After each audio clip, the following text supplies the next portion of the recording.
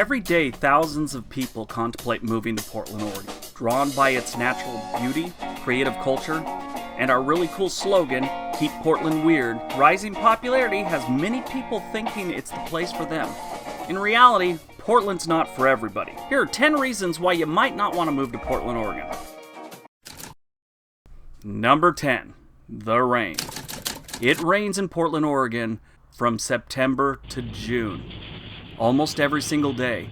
Whether it's a drizzle or a downpour, it's raining. And on the days that it's not raining, it's either cloudy skies or snow. We don't get that much snow, and when we do get that, the city falls apart.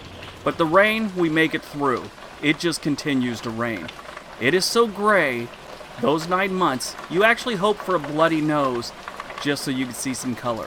You'll see more rain in 2 weeks of February than you will in 2 years in Los Angeles. It averages 154 days a year of rain in Portland and 45 inches per year. Number 9. The homeless. Portland is the Pacific Northwest's homeless haven. It's a street people utopia, if you will. For whatever reason, people end up on the streets in Portland, whether it's runaways, drug addicts, alcoholics, people down on their luck, people who've lost their jobs, lost their homes, whatever reason, a lot of people are living on the streets in Portland, Oregon. We actually have vacant lots set up so they could set up their tents. We've actually got to the point where now it's okay to pop a tent up on the sidewalk at night in Portland, Oregon. I think this has something to do with the fact that about 4 froze this winter, but for whatever reason, people are on the streets in Portland, and it's starting to affect the tourism. One of the homeless camps actually has a Yelp review. Someone gave it 5 stars. It was recently taken down to 4.5 stars after a 4 a.m. stabbing.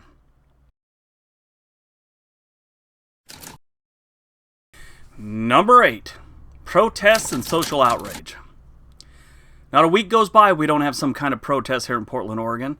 Whether it was all the way back to Occupy Wall Street, to the Trump inauguration and Trump election, everyone's got an axe to grind in Portland, Oregon. And we let them. I think it's great. But we've gotten to the point where there's too many.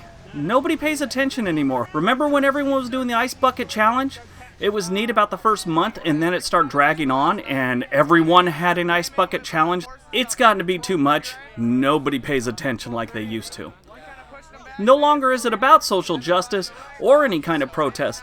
I feel it's just people that don't want to get on Match.com. This has now become a social event. Many of us did feel physically threatened while attempting to peacefully assemble. Number 7.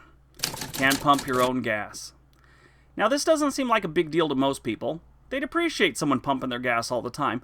Well, that is until you go to a gas station, one guy's working, 7 people trying to get gas, and it takes forever. And also, if you let the general public use your gas pumps, you get really cool videos like this one. What's going to happen if a trained professional's taking care of it all the time? No more videos like this. Number 6. The locals hate you. Not all the locals. Mostly it's just the old folks and the 20, 30-something male blue-collar worker. The old folks think you're moving in here and buying all the property and making traffic worse. The 20 to 30-something male blue-collar worker think you're coming in here with your education, taking all the jobs, stealing their women with stories of foreign lands and exciting times. And a piece of advice, don't tell anyone you're from California. That's the worst. I actually found stickers like this on realtor signs out in front of homes when I was looking for a house up here. Number 5. We're all gonna die.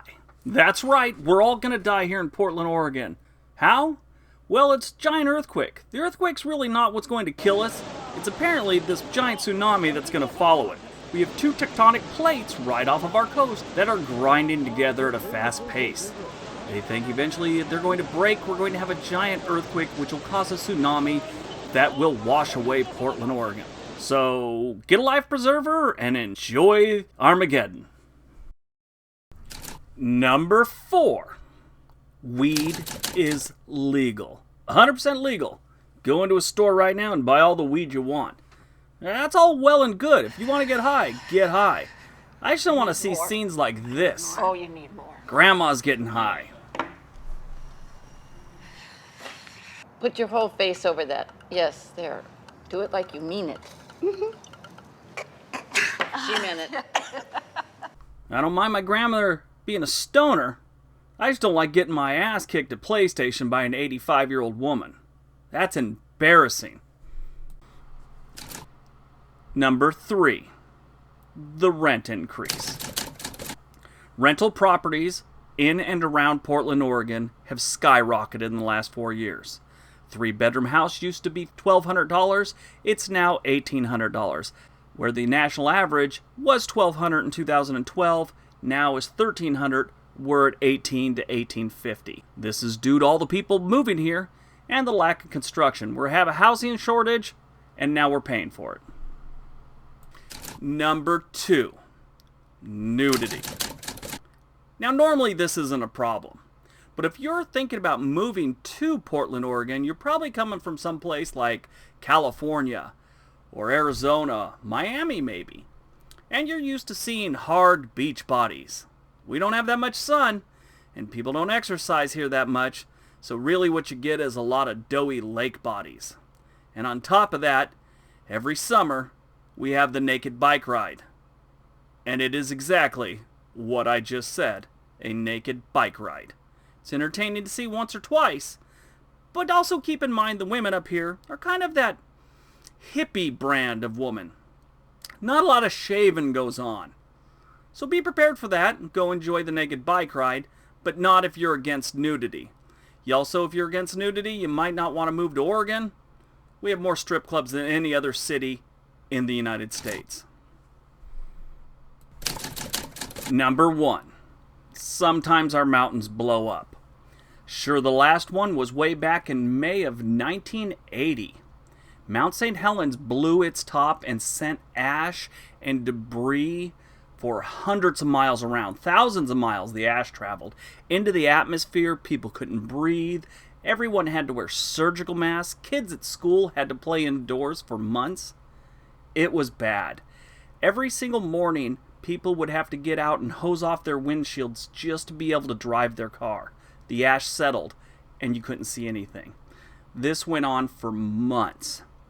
Now, it was a long time ago, but we do live in what they call the Ring of Fire, which starts way down near Australia, goes up through Hawaii and its mountaintops and volcanoes, all the way to Alaska, and back down through Washington and Oregon.